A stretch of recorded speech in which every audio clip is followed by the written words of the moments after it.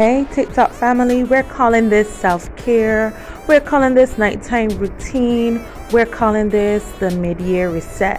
Whatever we are calling it, we are going to normalize financial health.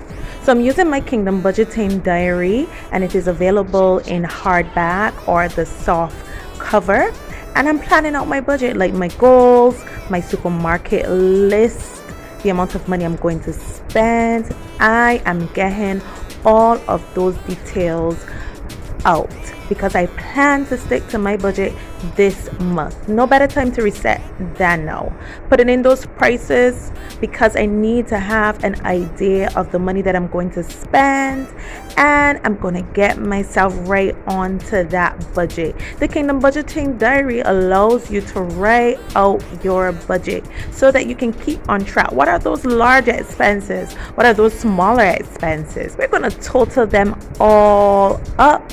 We're going to keep on track. We're walking with the Kingdom Budgeting Diary in our bags. Come on, it's travel friendly, and we are going to reset. We're going to change our lives like forever.